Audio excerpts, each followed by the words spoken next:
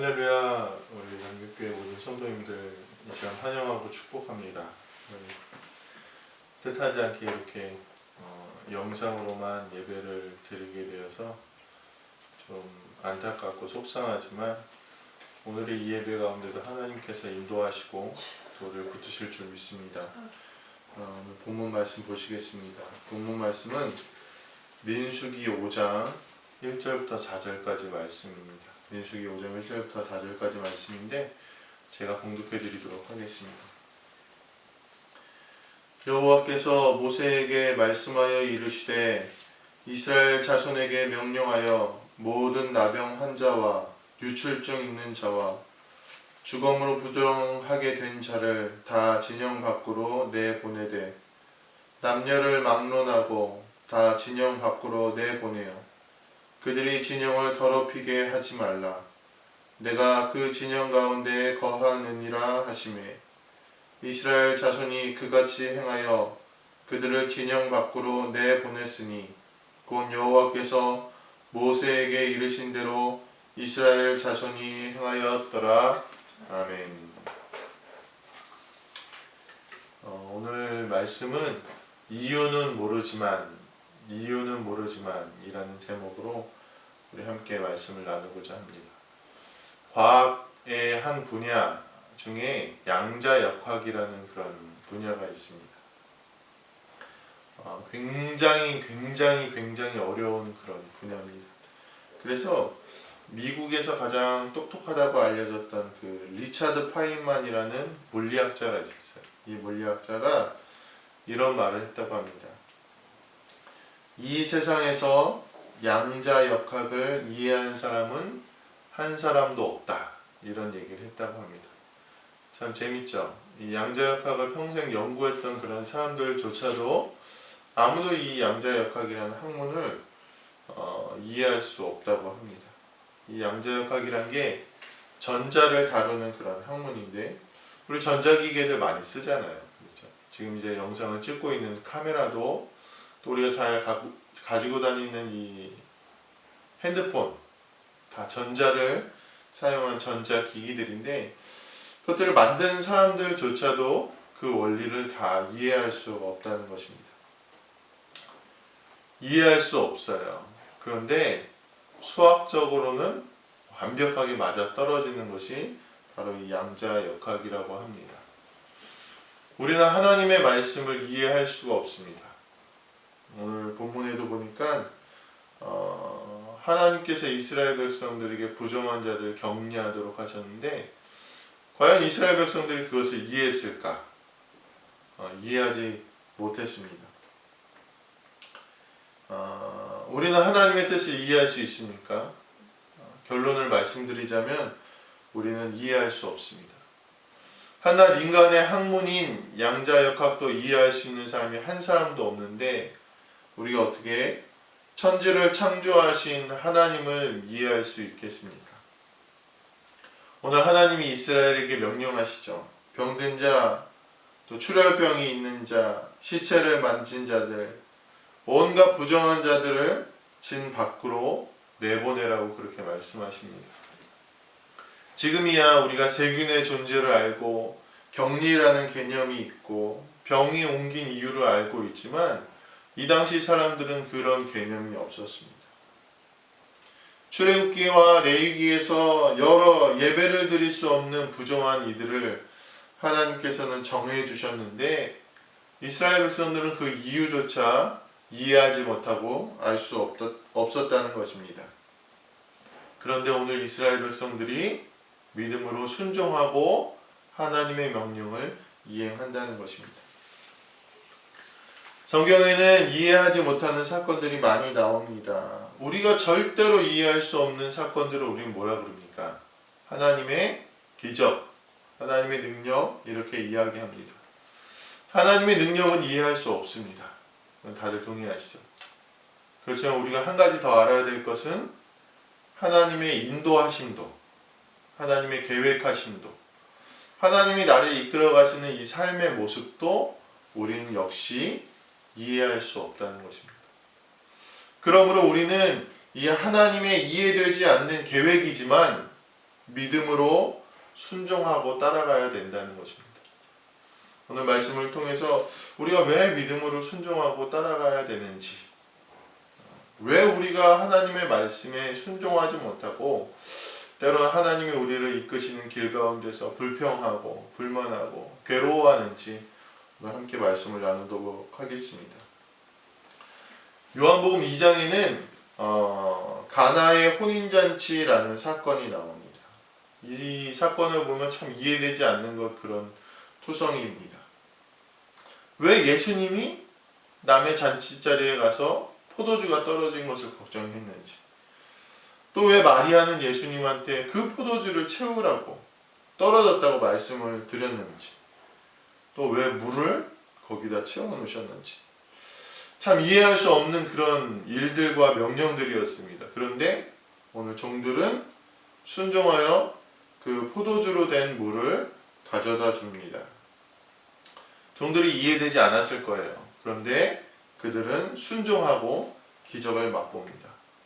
오늘 이 사건을 통해서 왜 우리가 주님의 말씀에, 주님의 인도하심에 순종하지 못하는지를 먼저 알아보도록 하겠습니다. 우리가 왜 주님의 인도하심에 순종하지 못합니까? 첫 번째로 손해를 입을까봐 순종하지 못합니다. 주님의 방법은 참 혁신적입니다. 물이 포도주가 떨어졌는데 항아리 가져다가 물을 채워놓는 것이 주님의 방법입니다. 종들은 어떻겠습니까? 그 물을 가져다 주면 종들이 어떻게 되겠습니까? 연회장이나 주인들한테 아마 고된 그런 질책과 모진 그런 책망을 들을 수 있는 그런 상황이었습니다. 오늘 우리가 하나님의 말씀에 순종하지 못하는 이유가 있는데 그것은 뭐냐? 그로 인해서 내가 겪게 될 어려움 때문입니다. 얼마 전에 저희 교회가 전도하려고 전도 용품들을 다 만들었어요. 저희 아내랑 다 비누를 다 만들었는데 처음에 만들 때는 야 그래 나가자, 코로나지만 나가서 문에다 붙여놓기만 하자 이런 생각으로 만들었는데 막상 다 만들어 놓고 나니까 걱정이 생기는 거야. 야 이거 지금 코로나로 난리인데 이거 붙여도 될까? 사람들이 이거 붙이면 야 이 교회 정신이 있는 거야 없는 거야? 이 시국에 무슨 전도야? 이렇게 얘기는 하지 않을까 그런 걱정이 되는 거예요. 그래서 결국 못 나갔어요. 못 나가고 좀 기다려보자 이렇게 하다가 결국 이 사단이 나서 인제군 전체가 지금 난리가 났습니다. 물론 명령한 것은 예수님이시지만 순종하는 종들은 그 잘못과 책망과 곤욕을 다 뒤집어 써야 될 그런 상황일지도 모릅니다. 주인들이 그럴 거 아니에요. 야 이거 물 아니야? 너네 지금 장난하는 거야? 이렇게 책망할 수도 있는 그런 상황이지만 종들은 순종했다는 거죠. 오늘 우리는 때로는 하나님의 인도하심, 하나님의 계획이 우리한테 두려울 수 있습니다. 예배하는 것도 두려울 수 있고 또 신앙생활 하는 것 자체가 매일매일 내 손해와 내 책임과 싸우는 그런 일입니다. 그래서 우리가 순종하지 못한다는 것입니다. 두 번째로 우리가 순종하지 못하는 이유는 내 지식 때문에 순종하지 못합니다. 내 지식 때문입니다. 내가 더 똑똑하다고 여기기 때문이라는 것입니다. 오늘 예수님의 방법, 가나의 혼인잔치에서 이 물을 만드시는, 포도주를 구하시는 예수님의 방법은 참 이해가 되지 않습니다. 차라리 더 나은 방법이 있다고 생각될 수도 있습니다. 하인들에게 있어서 최선의 방법은 밖으로 나가서 포도주를 구해 오는 것입니다.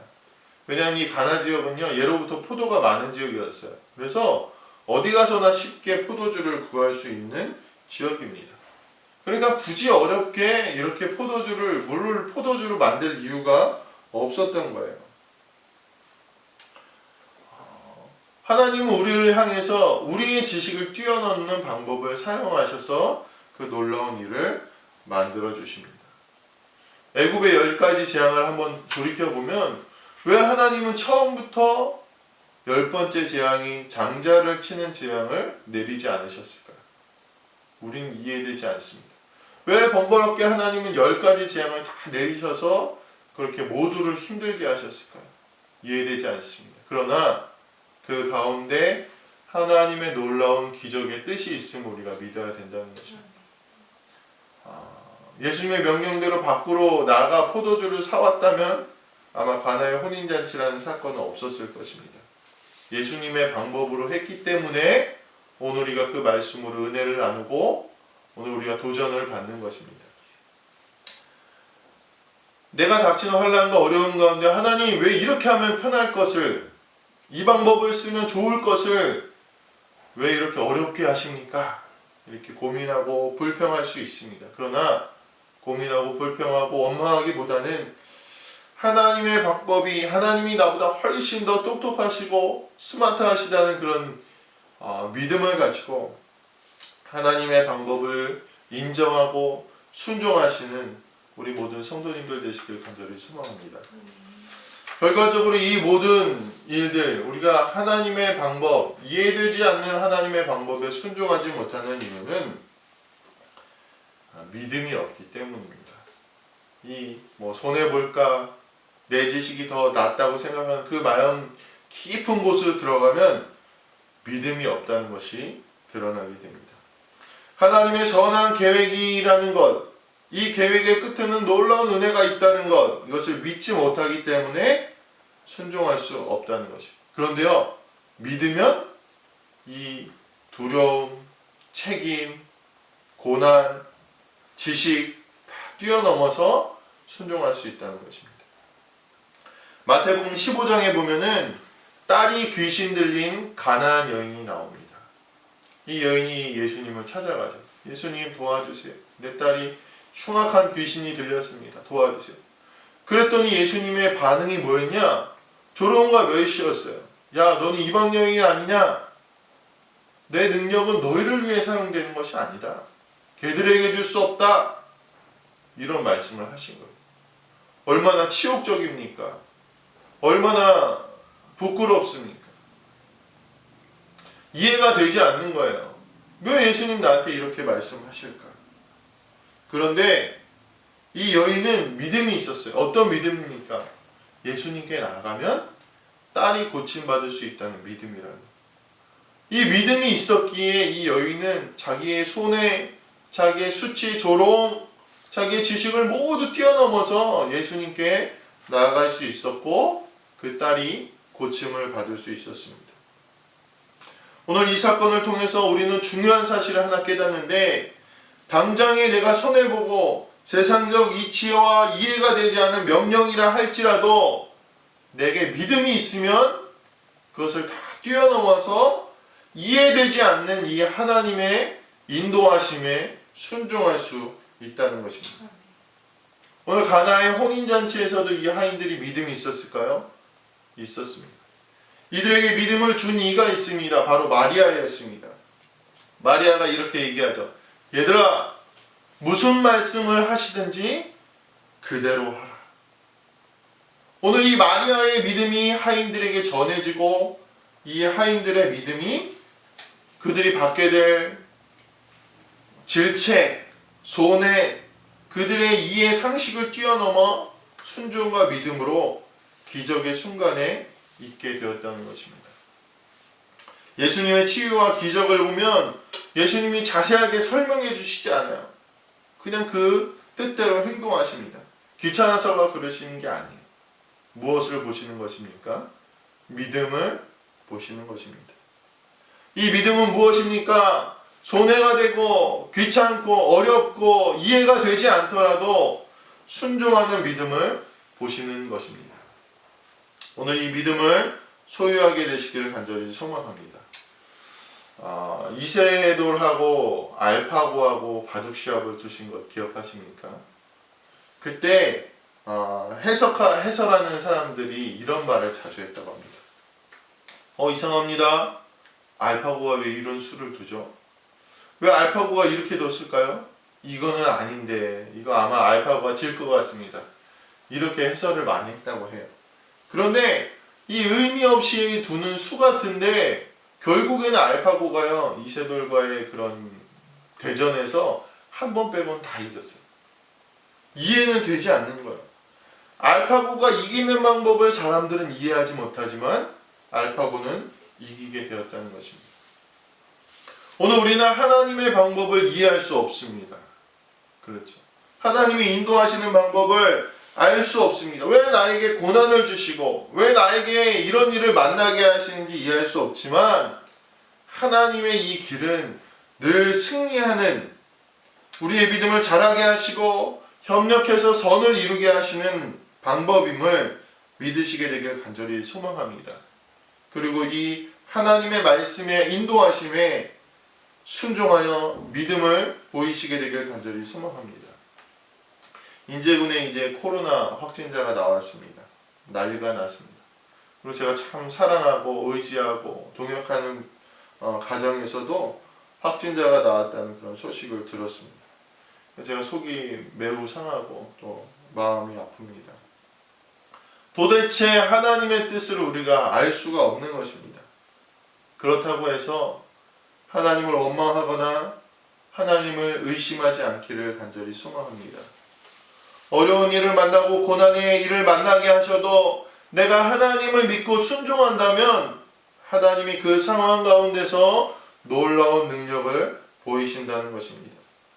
이스라엘 백성들은 하나님이 격리하는 그런 이유와 영문을 몰랐지만 순종하여 사람들을 격리했습니다.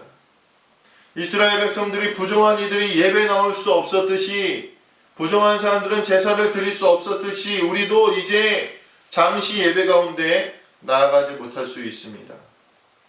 그러나 그것이 하나님이 우리를 버리신 것이 아니라 우리를 낫고 회복하게 하기 위한 시간임을 기억하시길 바랍니다.